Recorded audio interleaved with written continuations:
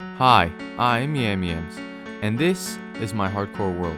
I will be attempting to survive 100 days in hardcore Minecraft. One day in Minecraft is around 20 minutes, which overall is around 33 hours. Remember, this is hardcore. If you die, you lose everything. Will I be able to survive the 100 days? Well, there's only one way to figure out. I have 3 goals for this hardcore world. The first one is to defeat the Ender Dragon, the most coveted boss of Minecraft. The second is to defeat the Wither. And finally, the hardest one of all, build a house. You might be wondering, Yams, how is it hard to build a house? That's the easiest thing in Minecraft. Remember, I'm a Bed Wars player. And that's the move that made Technoblade cry. These types of videos take a long time to edit, so if you could subscribe and hit the like button, it'd be really appreciated. Also, follow me on my Twitter at @NotYamYams. Well, without further ado, let's get right into the 100 days. I started by cutting down trees with my hand. Not the fastest way, but I had to do for right now. When I finished, I looked behind me and found a village. I crafted a crafting table and was ready to explore. I started looting chests. Villagers are important, so I decided to craft planks to get them in houses for trading. That would be important for later. Of course, I got hay bales, which would be my main source of food for this time. As I was exploring the world, I found another village right next to the first one. And that was the end of day 1. Day 2, I spent it trapping villagers in the new village. I also collected some stone for a future mining expedition. I also found a house and a new neighbor that would be with me for the next 100 days. I finally bolstered up the strength to go mining, but this would be a mistake. I encountered so many creepers that could have ended my 100 days before it even started. From a vantage point, I sliced down at the creepers, hoping that they wouldn't explode and end my 100 days. I killed the first one, as another one walked up behind me. And then disaster struck. Luckily, I was far enough to take minimal damage, but it was very worrying. I was slow and steady walking into the cave because one bad step could end my 100 days. I wanted to collect resources and get out, but as I was regenerating, a creeper walked up on me. I went to check the corner and I saw a skeleton and it shot me. Seeing how dangerous it was in the cave, I left to create a shield and a chestplate. I also really liked the idea of long distance shooting, so I crafted a bow. I was back in the cave for day 3 and it got very dangerous very quickly. I was very close to dying and lucky to survive. I went straight to mining iron and getting out because it would be essential for the rest of the 100 days. I smelted the iron and went to make a cow pen because it would be important for leather for books.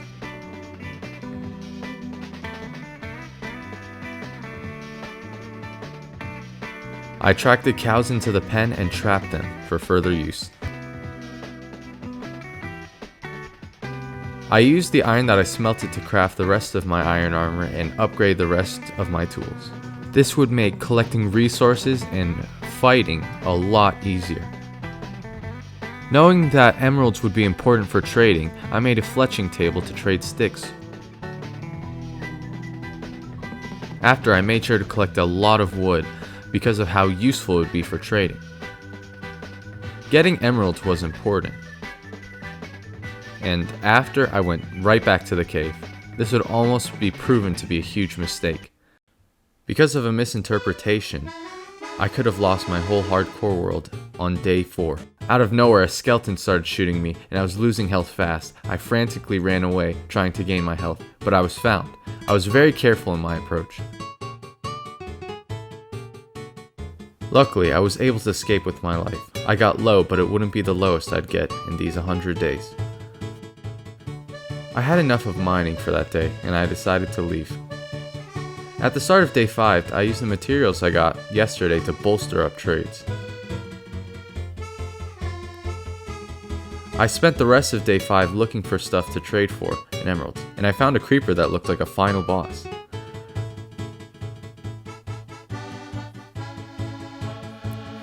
Then I struck gold when I found a mine shaft.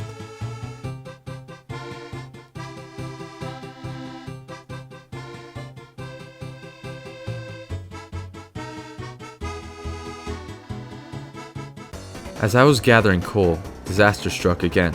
I frantically escaped the zombies to heal up. I had enough for the mine for the day. I went straight back to working on trades.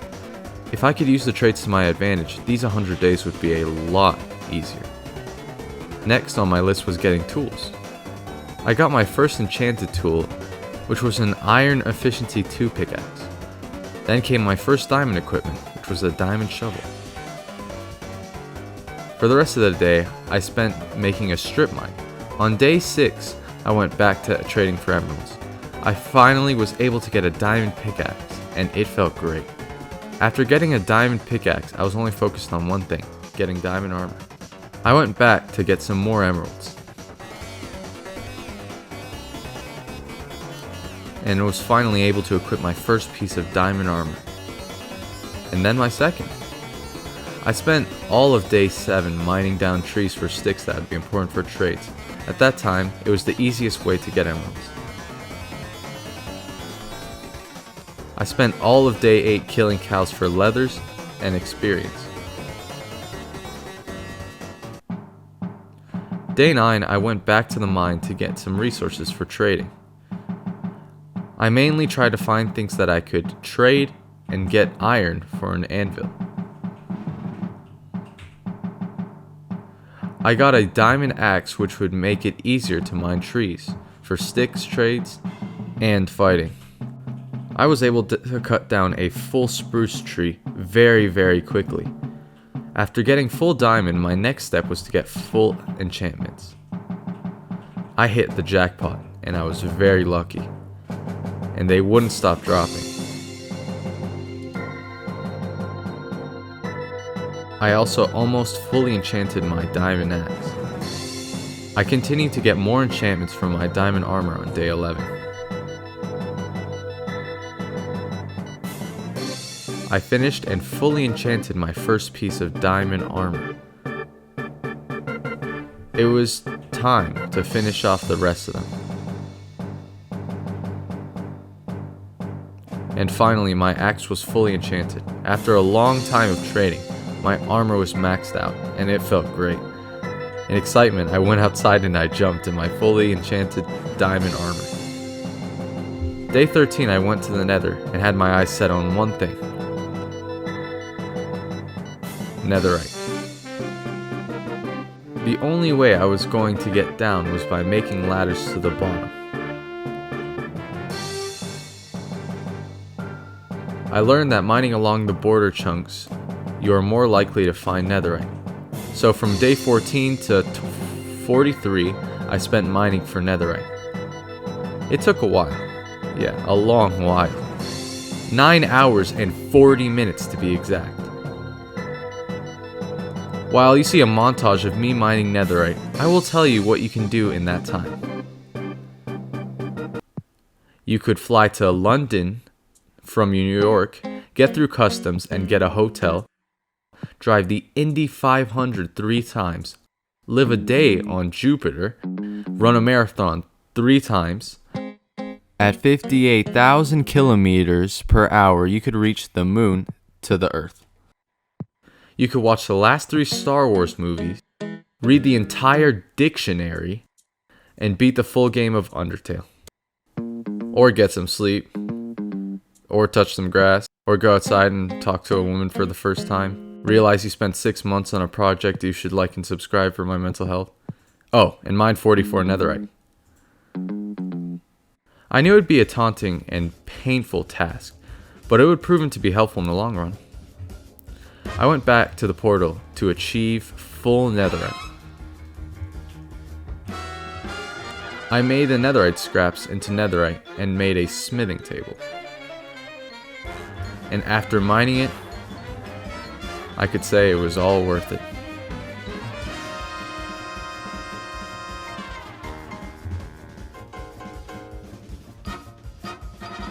After those long 29 days spent mining, I could say it was all worth it.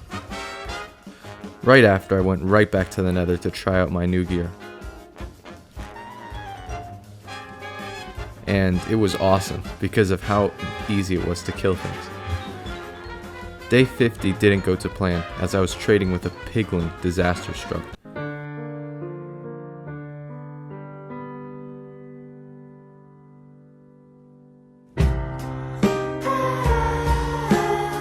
I was sad as I mourned the loss of the gold.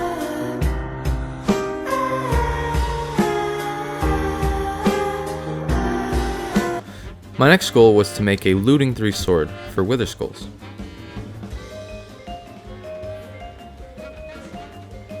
I had to get a lot of books and trades to be able to accomplish it.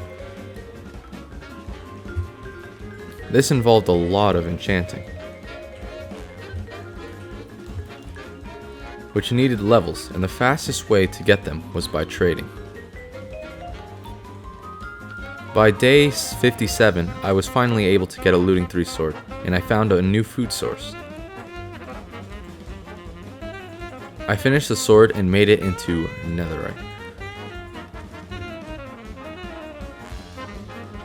I wanted to get more gold for trades, so I had my mind set on one thing: Silk Touch. I headed to the Nether right after to get some gold when I stumbled across another Nether fortress. I decided to explore it. I wanted to test out my luck with the looting 3 sword and see if I could get Wither Skulls to build a wither. And luck was on my side. I smelted the gold to use it for trades with piglins.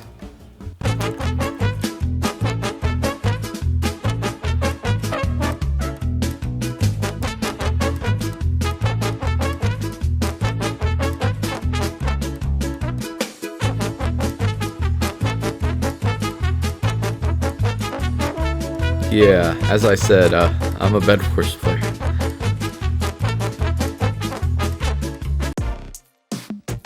But thankfully, it finally worked.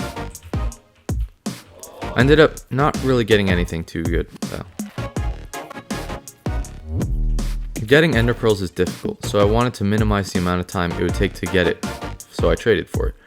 I spent day 65 cutting down trees for emeralds. I spent day 66 preparing for the Ender Dragon fight. It was important because of how dangerous it would be.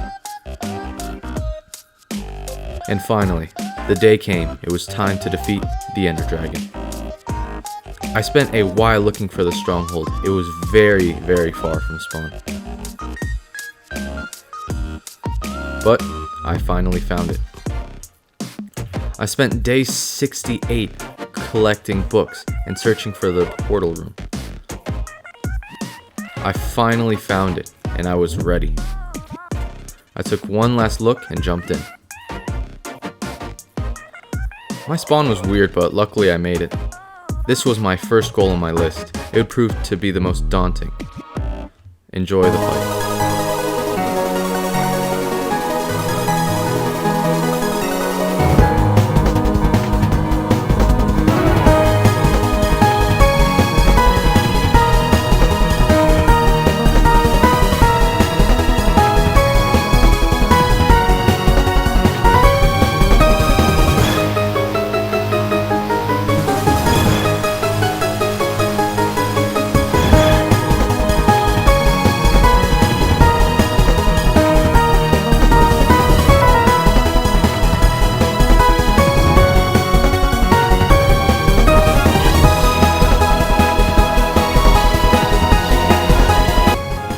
On day 69, I defeated the Ender Dragon.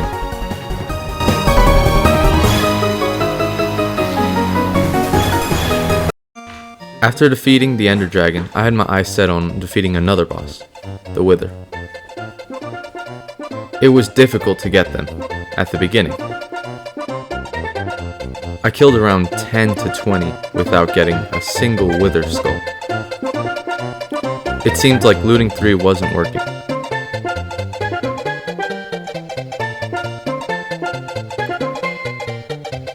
But they came.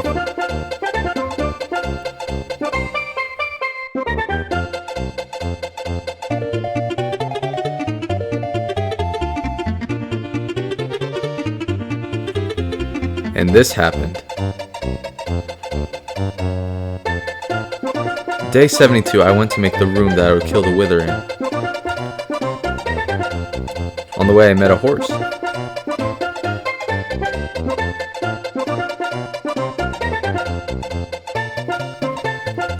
Being the comedic genius I am, I named it Dog. I went through the portal. I also found the egg. It was waiting there for me. I didn't even remember that I didn't take it. I set up the room to kill the Wither in. And finally, it was time.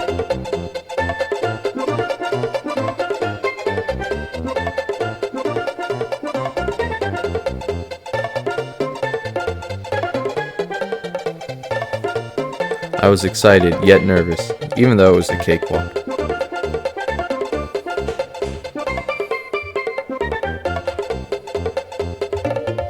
I took one last look at it as I started to slay the Wither.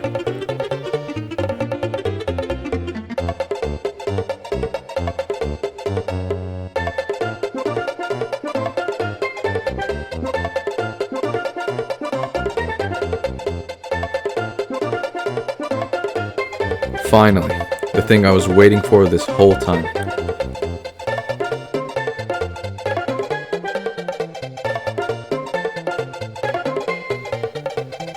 I jumped in joy and excitement as I could now obtain a beacon. Day 73 started off weird as I saw a horde of zombies on a roof. I was focused on one thing, which was getting an elytra from the end. I crafted rockets for after. I went to the end crystal and shot my ender pearl in it. And let's just say, I woke up and I chose danger. I spent a while looking for an end ship, and I finally found it. As I said, I woke up and I chose danger. I was finally able to have an elytra, and I was excited that I could change the way I move in this game. My next idea was to create a beacon, to use it for resources for my house that was eventually going to be extremely large. I realized that gaining resources would be extremely difficult without many tools with good enchantments. So my next idea was to create several tools to make it easier to get resources. But I realized how long and difficult it would be to trade for those enchantments because of how many emeralds I would need. So I decided to make it a lot easier by zombificating the villagers. Little did I know this would be a huge mistake. I decided to brew the potions for the zombificating and use golden apples to heal them.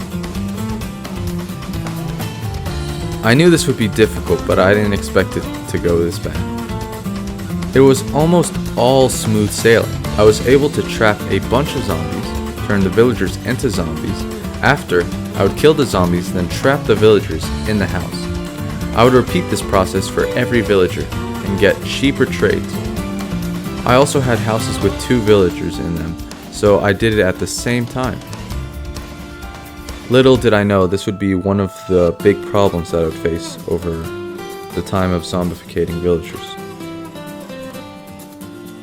Because what I failed to realize was that I had houses with 2 of them, and if I zombificated one, the second one wasn't done healing, so it would zombificate the other one.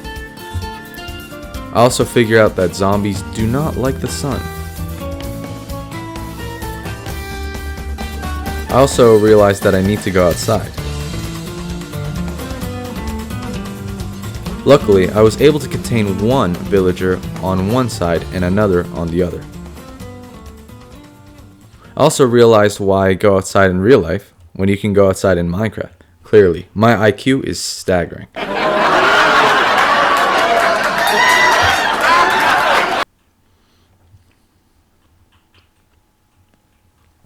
I also made sure to zombify a farmer, so I wouldn't have to worry too much about food. This would minimize the amount of emeralds that I would need.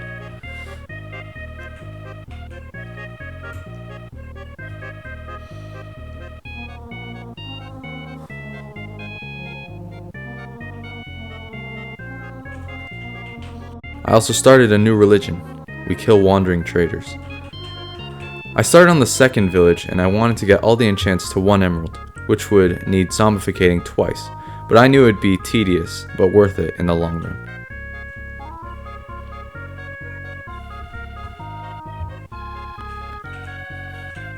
And if I'm being honest, it was so worth it. Being able to get enchanted books for 1 emerald was amazing. My next goal was to create a beacon to give me enough resources to build my huge house, because my next place for my house was going to be huge. Getting these resources could take weeks and even months, but with a beacon I could do it in a couple hours. Speaking of weeks and months, this video took a long time to create.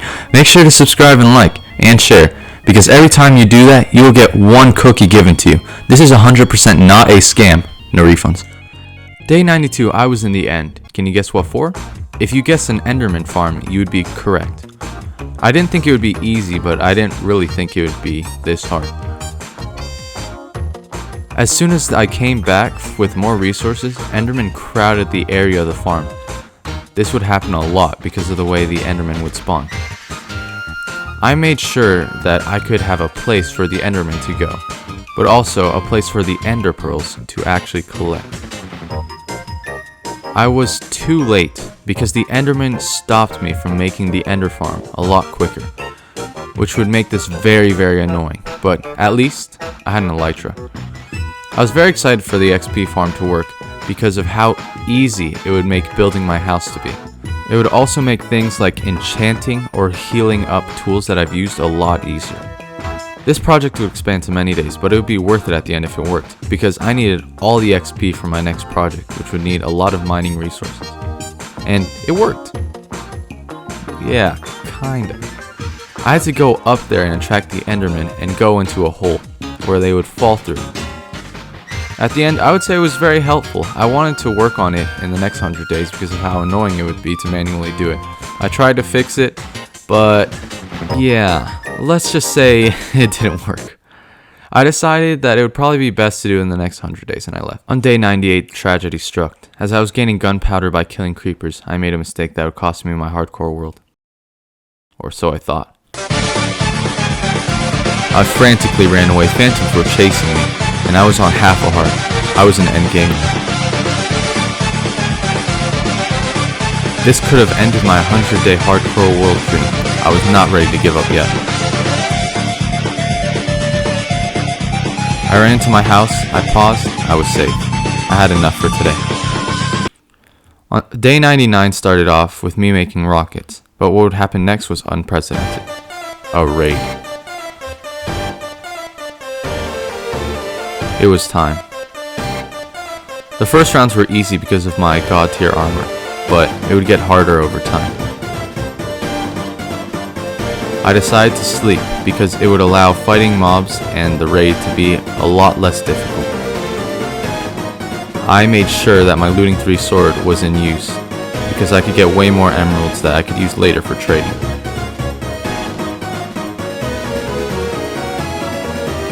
Finally, it got to the point where I could get totems, which would be monumental to my survival. Since I had a power 5 bow, I could be able to shoot my enemies on the run while avoiding damage. It was very effective, especially due to the swarm of enemies. There was one enemy left standing between me and 100 days survived in hardcore. A witch.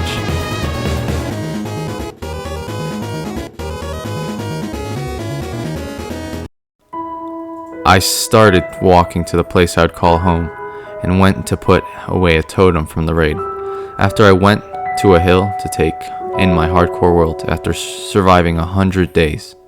I learned a lot from these 100 days that would change me forever. I took in the air for the last time as I watched the sunset on day 100. I only had one last thing left on my mind. The next 100 days. If you guys enjoyed the video, like and subscribe. Your support means so much to me. This is Yam Yams signing out.